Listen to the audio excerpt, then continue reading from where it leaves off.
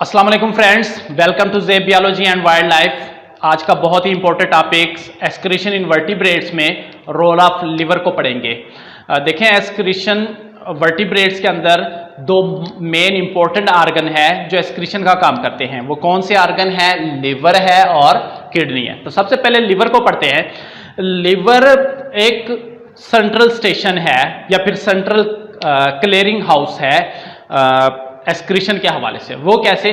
देखें, सिर्फ ना कि एक्सक्रीशन के हवाले से नहीं बल्कि मेनली एक सेंट्रल स्टेशन है। वो कैसे कि ये बहुत ज़्यादा बॉडी ऑर्गन सिस्टम के साथ इसकी इंटरेक्शन होता है, बहुत ज़्यादा फंक्शन के हवाले से। अगर हम एक्सक्रीशन के हवाले से देखें तो बहुत ज़्यादा होम्योस्टेसिस के साथ भी इसका इंटरेक्शन है, और फिर ऑर्गन सिस्टम के साथ साथ एक्सक्रीटरी सिस्टम में भी बहुत ज़्यादा ऑर्गन की हेल्प करता है। जैसे कि एग्जाम्पल के तौर पे किडनी जो है वो डिटॉक्सिफिकेशन का काम करती है या फिल्ट्रेशन का काम करती है। ब्लड में जितने भी टॉक्सिक मटेरियल्स को रिमूव करती है, तो उसमें ये हेल्प करता है लिवर। किसकी? किडनी की हेल्प करता है। किस तरह? ये उस तरह के जो सब्सटेंसेस को प्रोड्यूस करने में उसकी हेल्प करता है। लेट्स सपोज जो लिवर होता है वो अमोनिया की फॉर्मेशन या फिर यूरिक एसिड की फॉर्मेशन या यूरिक एसिड की फॉर्मेशन करता है, ठीक है। फिर जाके वो ये जो सब्सटेंसेस होते हैं किडनी जाके इनकी फिल्ट्रेशन कर देती है, डायरेक्ट नहीं हो सकता। लेट्स सपोज अमोनिया जो है, अगर हम कहते हैं अमोनिया जो है इसकी फिल्ट्रेशन किडनी से नहीं हो सकती एज मैमल्स में या ह्यूमंस के अंदर।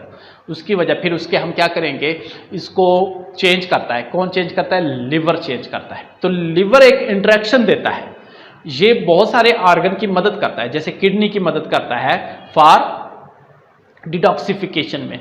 देखिए अपनी तरफ, सबसे पहले जो अमाइनो एसिड है उस अमाइनो एसिड के अंदर टॉक्सिक सब्सटेंसेस पैदा होती हैं। कौन सी टॉक्सिक? मेनली नाइट्रोजिनियस वेस्ट जो अमाइनो एसिड से बनती है। जैसे कि ये अमाइनो नाइट्रोजिनियस वेस्ट है एक अमोनिया, नाइट्रोजिनियस वेस्ट है यूरिया, नाइट्रोजिनियस वेस्ट है यूरिक एसिड।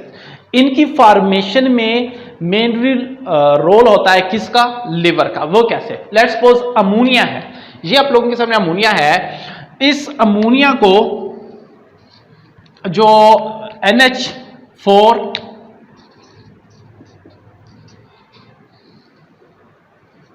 लिवर के अंदर लेके आए जाते हैं।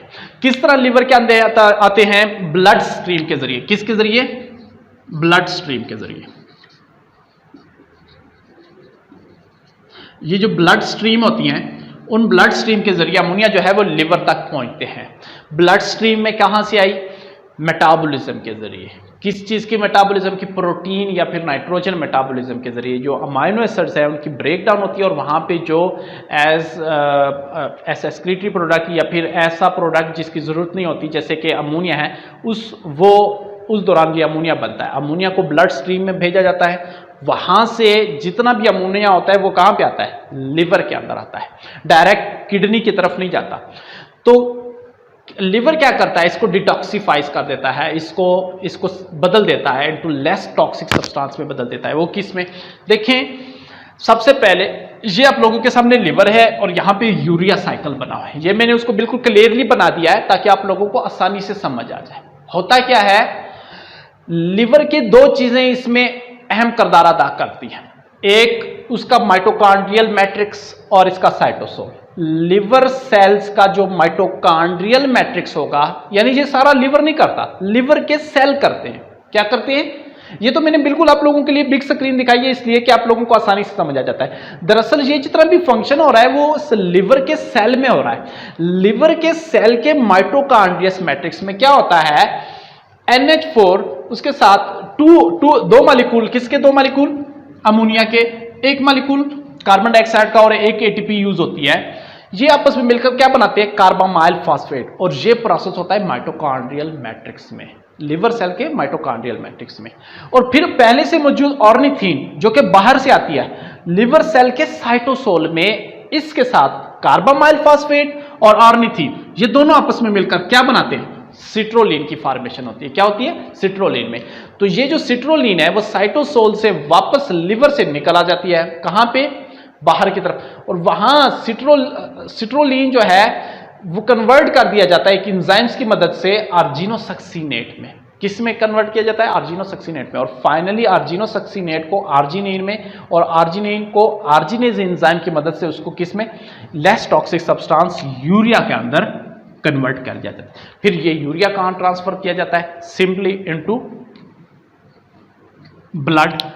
इसको ब्लड में कन्वर्ट कर दिया, ब्लड में ट्रांसफर कर दिया जाता है। किस में? ब्लड। ब्लड से कहां पे जाएगा? किडनी में।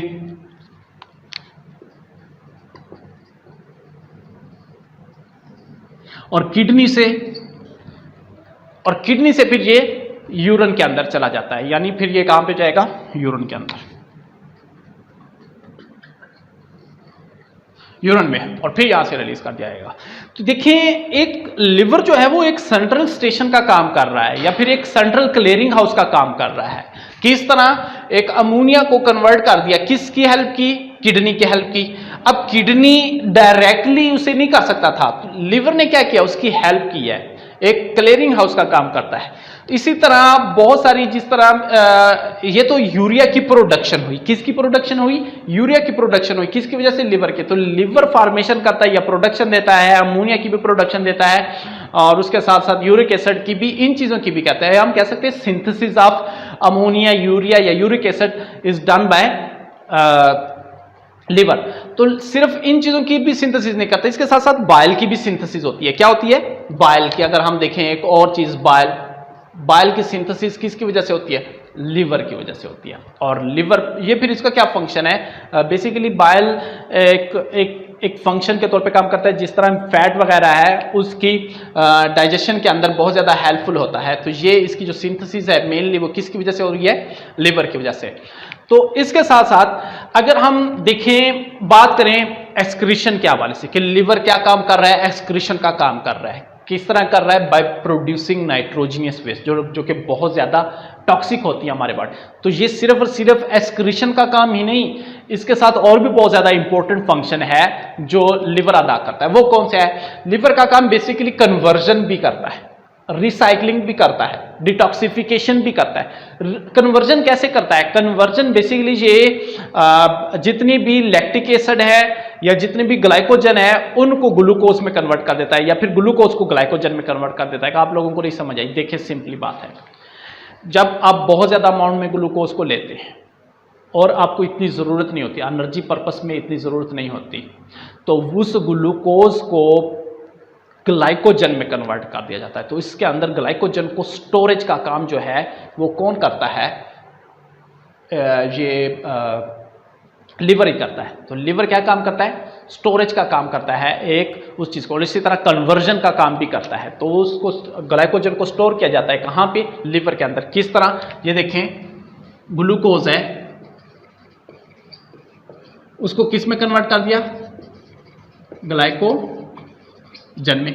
और इसी तरह लैक्टिक एसिड दरअसल हमारे मसल्स के अंदर बनते हैं जब एनाएरोबिक रेस्पिरेशन होती है, यानी अब बहुत सख्त काम कर रहे हैं और ऑक्सीजन इतनी नहीं है कि ग्लूकोज को तोड़ा जाए, तब क्या होता है? बगैर ऑक्सीजन के ही ग्लूकोज की ब्रेक डाउन होती है, जिसकी वजह से फिर क्या बनता है? हमारे जिस्म में लैक्टिक एसिड होता है। और बाज़ औक़ात हमारे जिस्म में लैक्टिक एसिड बहुत ज़्यादा जमा होता है, जिसमें बाजुओं में दर्द होता है, यानी बहुत सख्त काम करने से बाजुओं में दर्द होता है। तो वो पेन जो होती है वो फिर वो लैक्टिक एसिड जो होती है वो सारी की सारी लिवर के अंदर भेज दिया जाता है, और फिर वो लिवर से वो क्या किया जाता है? उस लैक्टिक एसिड को कन्वर्ट कर दिया जाता है ग्लाइकोजन में। फिर यही नहीं, अगर इस ग्लाइकोजन की जरूरत पड़ती है तो इसे दोबारा किस में कन्वर्ट कर दिया जाता है? ग्लूकोज के अंदर कन्वर्ट कर दिया जाता है, फिर वो इस्तेमाल हो सकती है। तो ये कन्वर्जन का काम जो है वो होता है। तो लिवर स्टोरेज का काम भी देता है और कन्वर्जन का काम भी करता है, उसके साथ साथ रिसाइकलिंग भी करता है। क्या करता है? रिसाइकलिंग किस तरह? जिस तरह के बहुत ज्यादा रेड ब्लड सेल्स हैं,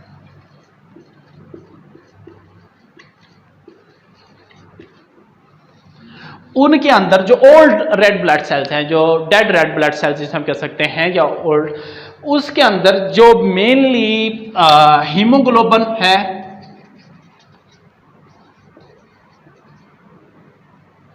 हीमोग्लोबिन या फिर उसके साथ आयरन, इनको क्या करता है? रिसाइकल कर देता है। तो ये रिसाइकलिंग के काम। इस तरह डिटॉक्सिफिकेशन में मेनली ये पेस्टिसाइड्स की डिटॉक्सिफिकेशन, उसके साथ साथ ड्रग्स की, और उसके साथ अदर केमिकल्स। इनकी डिटॉक्सिफिकेशन का काम कौन करता है? लिवर करता है।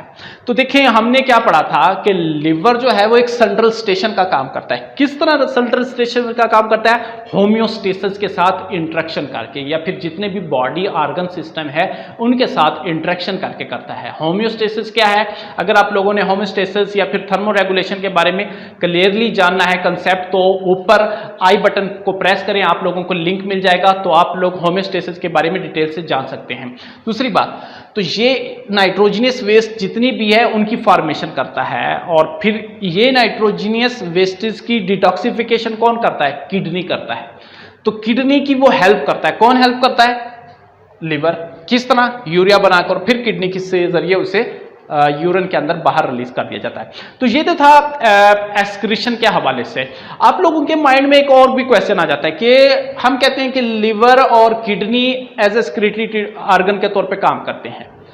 आपके माइंड में है कि स्किन भी तो करती है। स्किन जो स्वेट ग्लैंड और सेबेशियस ग्लैंड स्किन के अंदर मौजूद होते हैं, जो कि स्वेट ग्लैंड क्या करते हैं? स्वेट को रिलीज करते हैं। किस चीज को स्वेट को रिलीज करते हैं? बेसिकली मकसद क्या होता है ज्यादातर आपके माइंड में कि जो साल्ट्स को वाटर से रिमूव कर दिया जाता है। तो ये बेसिकली इन दोनों का काम एक्सक्रीशन से रिलेटेड नहीं है, ना ही इसको एक्सक्रीशन के हवाले से समझा जाए। अगर हम स्वेट ग्लैंड का काम करें तो ये बेसिकली थर्मोरेगुलेशन का काम होता है। थर्मोरेगुलेशन के हवाले से होता है। थर्मो रेगुलेशन वो कैसे? जब भी हमें बहुत ज्यादा टेम्परेचर बढ़ जाए, या फिर आप लोगों को बात कॉमन है, बहुत ज्यादा गुस्सा आता है तो फौरन पसीना आ जाता है, या बहुत ज्यादा गर्मी, तो क्या एक्सक्रीशन उसी वक्त होती है? नहीं, ऐस नहीं। वो जस्ट थर्मो रेगुलेशन है, टेम्परेचर को कम करने के लिए स्वेट ग्लैंड जो ज्यादातर वो स्वेट को रिलीज करते हैं। हाँ, ये बात जरूरी है कि उसके अंदर थोड़ी सी मिकदार जो साल्ट्स की होती है वो जरूर रिलीज हो जाती है। तो ज्यादातर हम देखें तो ये थर्मोरेगुलेशन है, यानी जब थर्मोरेगुलेशन की जरूरत पड़ती है तब होता है, यानी मेनली एक्सक्रीशन के लिए नहीं होती। थर्मोरेगुलेशन की जब जरूरत पड़ती है तब ये होता है, तो हम इसे एज एक्सक्रीशन के तौर पे नहीं लेते। इसके साथ सेबेशियस ग्लैंड है। सेबेशियस ग्लैंड भी जरूरत कब पड़ती है? सेबम को रिलीज करते हैं। क्या करते हैं?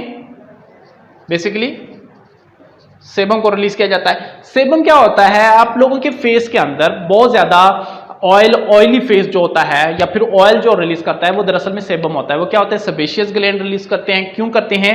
For the protection of micro organism. किससे प्रोटेक्शन? माइक्रो ऑर्गेनिज्म से प्रोटेक्शन के लिए सेबम को रिलीज किया जाता है। तो फिर ये सेबम क्या करते हैं? प्रोटेक्शन देते हैं माइक्रो ऑर्गेनिज्म से। तो फिर इससे बहुत ज्यादा डिजीज से बचा जाता है। जितने भी आपके फेस पे माइक्रो ऑर्गेनिज्म हैं, या फिर रात के वक्त, तो वो सुबह आपको नजर आता है फेस पे होकर। तो ये था रोल ऑफ लिवर के। तो रोल ऑफ लिवर सिर्फ और सिर्फ हमने क्या जाना कि एक्सक्रीशन के हवाले से नहीं है, और भी बहुत ज्यादा रोल है जो हमने पढ़ा। कन्वर्जन, रिसाइकलिंग, डिटॉक्सिफिकेशन, इसके हवाले से इनका रोल है। अगर आप लोगों के माइंड में कोई भी क्वेश्चन है तो आप जरूर पूछेगा। लास्ट पे एक और बात, ये यूरिया साइकिल को डिटेल से नेक्स्ट वीडियो में आप लिंक देखें, या फिर आप जो देखें यूरिया साइकिल डिटेल, उसको टाइप कीजिएगा यूट्यूब पे। तो इस चीज को मैंने डिटेल से बयान किया गया है विद एंजाइम्स के साथ। उस चीज को भी जरूर देखिएगा, आप लोगों को बहुत हेल्प मिलेगी। अगर आप लोगों के माइंड में कोई क्वेश्चन है तो कमेंट बॉक्स में जरूर टाइप कीजिए।